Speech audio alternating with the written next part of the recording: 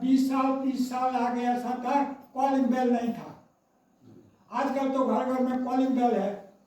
पहले जब कोई मेहमान आता है तो दरजा को ऐसे करता है, या कोई सकड़ी वगैरह होती है उसको खटखटाता है, या जोर से आवाज देता है, तब घर का मालिक जाता है, खोलता है और मेहमान अंदर आता है। मेरे भाइयों बहनों, यीशु मसीह भी यही कह रहे हैं कि तो अपना हृदय रूपी दरवाजा खोलो, मैं तुम्हारे अंदर आना चाहता हूँ, मैं तुम्हारे जीवन में आना चाहता हूँ, मैं तुम्हारे परिवार में आना चाहता हूँ, मैं तुम्हारे साथ रहना चाहता हूँ, मैं तुम्हारे साथ भोजन करना चाहता हूँ। तो हमारा प्रभु यीशु मसीह प्रत्येक विश्वासी के जीवन में आना चाहते हैं, रहना चाहते हैं और साथ में खाना खाना चाहते हैं। यदि हम अपने हृदय को साफ करें, अगर आपके हृदय में गंदगी रहेगी तो यीशु मसीह नहीं आएंगे। अगर आपके हृदय में गंदगी रहेगी तो यीशु मसीह नहीं आएंगे।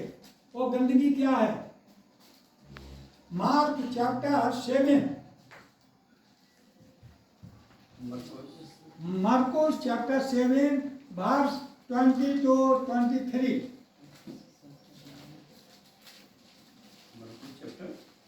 सात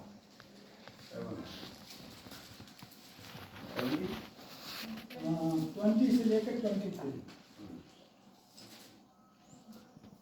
फिर उसने कहा, जो मनुष्य में से निकलता है वही मनुष्य को अशुद्ध करता है, क्योंकि भीतर से अर्थात मनुष्य के मन से बुरे विचार, व्यभिचार, चोरी, हत्या, परस्त्रीगमन, लोभ, दुष्टता, छल, लुचपन, कुदृष्टि, निंदा, अभिमान और मूर्खता निकलती है। ये सब बुरी बातें भीतर ही से निकलती हैं और मनुष्य को अशुद्ध करती हैं। तो हमारा शरीर किससे अशुद्ध होता है? आदमी लोग क्या सोचते हैं? Mark chapter 7 verse 18 to 19। उसने उनसे कहा, क्या तुम भी ऐसी ना समझो? क्या तुम नहीं समझते कि जो वस्तु बाहर से मनुष्य के भीतर जाती है वह उसे अशुद्ध नहीं कर सकती, क्योंकि वह उसके मन में नहीं परंतु पेट में जाती है और शौच से निकल जाती है। जय कहकर उसने सब भोजन वस्तुओं को शुद्ध ठहराया। मेरे भाइयों बहनों, आदमी ये सोचता है ये खाने से शरीर अपवित्र हो जाता है, लेकिन प्रभु यीशु मसीह ने खाने पीने की सभी वस्तुओं को अशुद्ध नहीं ठहराया। लेकिन सबसे बड़ी गंदगी क्या है? जो यीशु मसीह ने बताया, जो हमारे भीतर से निकलता है, हमारे जो हृदय में भरा हुआ है, ये हिंसा करना, नफरत करना, झूठ बोलना, चुगली करना, ये जो हमारे अंदर है वो मुंह से निकलता है और यही चीजें हमें अशुद्ध करती हैं, हमारे शरीर को अशुद्ध करती है, हमारे मन को अशुद्ध करती हैं, हमारे आत्मा को अशुद्ध करती हैं। और जब तक ये गंदगी रहेगी, यीशु मसीह हमारे जीवन में नहीं आ सकते हैं। हम जितनी भी प्रार्थना करें, जितनी भी फास्टिंग रखें, जितना भी दान करें, लेकिन यीशु मसीह या पवित्र आत्मा जीवन में नहीं आएगा। पवित्र आत्मा, यीशु मसीह और गॉड तीनों एक ही हैं, लेकिन अलग अलग स्थान पर उनका अलग अलग नाम है। तो इस तरह से हम अपने जीवन को पवित्र नहीं करेंगे तो यीशु मसीह हमारे जीवन में नहीं आएंगे, न पवित्र आत्मा आएगा। तो हम क्या करें? जब तक ये गंदगी रहेगी तो यीशु मसीह नहीं आएंगे, पवित्र आत्मा नहीं आएगा। तो हम गंदगी को क्या करें? यीशु मसीह ने कहा, लूक चैप्टर 11 वर्स 41,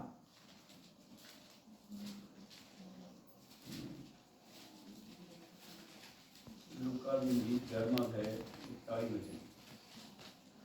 परंतु हाँ, भीतर वाली वस्तुओं को दान कर तो तब सब कुछ तुम्हारे लिए शुद्ध हो जाएगा। यीशु मसीह ने कहा, क्या कहा? भीतर वाली वस्तुओं को दान कर दो तो तुम्हारे लिए सब कुछ शुद्ध हो जाएगा। तो हमारे भीतर में जो गंदगी भरी हुई है, हिंसा की, नफरत की, क्रोध की, ईर्ष्या की, ये गंदगी हम दान करना है। किसको दान करें? आपके घर में खाना सड़ गया, मान लीजिए चिकन है, मटन है, जो भी है, सड़ गया, किसी भिखारी को देंगे तो वो लेगा? तो बोलेंगे तो सड़ गया है, तो योग हमारे खाने के योग्य नहीं है। तो जो गंदी गंदी चीजें हैं, अपवित्र चीजें हैं, हिंसा, नफरत, क्रोध, ईर्ष्या, हम किसे दें? कौन लेगा? तब हमारा शरीर, हमारा जीवन पवित्र हो।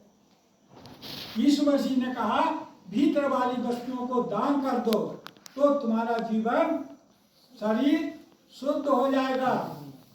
मेरे भाइयों बहनों, जिनके जीवन में ये अपवित्रता है, जो गंदगी है, उसे एक कागज में लिखिए,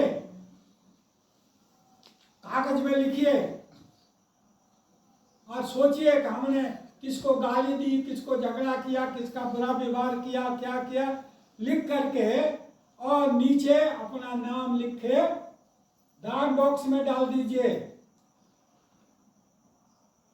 और याद रखिए, दान की हुई वस्तु दोबारा नहीं मिलती है। आप प्रैक्टिकल देख लीजिए, किसी भिखारी को दान दीजिए, चाहे चर्च में दान दीजिए, वो दोबारा आपको नहीं मिलता है।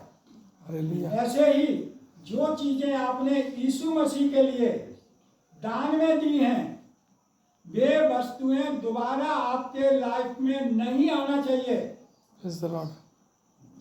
तब आपका जीवन पवित्र होगा और पवित्र आत्मा भी आएगा आपके जीवन में, यीशु मसीह भी आपके जीवन में आएंगे।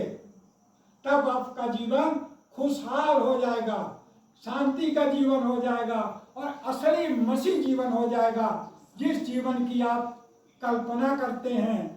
और इसी कल्पना के लिए आपने यीशु मसीह को ग्रहण किया कि हमें शांति मिले, हमें चंगाई मिले, लेकिन नहीं मिली। कारण हमारे अंदर पहले से ही गंदगी थी, तो हमें चंगाई कैसे मिलती? जब हम अपने पापों को, अपने गुनाहों को यीशु मसीह को दे देते हैं तो हमारा शरीर पवित्र हो जाता है। और जिस चर्च में आपने वो दान में डाला है, उसके लिए प्रार्थना की जाएगी। आप जानते हैं दान दिया जाता है, उसके लिए प्रार्थना की जाती है। विशेषकर जब दान बॉक्स से वो खोलेगा और वो चिट्ठी या लेटर खोलने वाला पास्टर को देगा, पास्टर गाएगा नहीं कि ये लेटर अमुक आदमी का है। पास्टर का कर्तव्य है उस व्यक्ति के लिए प्रार्थना करे कि जिस भाई बहन ने, उसका तो नाम लिखा है ना, उस भाई ने जो अपने गुनाहों को कबूल किया है, पश्चाताप किया है, हे प्रभु इस गंदगी को तू ग्रहण कर और उसके जीवन को पाक और पवित्र कर। और उस कागज को या तो फाड़ देगा या जला देगा। और उस दिन से आप पवित्र हो जाएंगे और परमेश्वर की उपस्थिति आपके जीवन में आएगी। हालेलुया, आमीन। तो परमेश्वर आज के वचन पर आशीष दे। प्रेज़ द लॉर्ड, आमीन, आमीन, आमीन।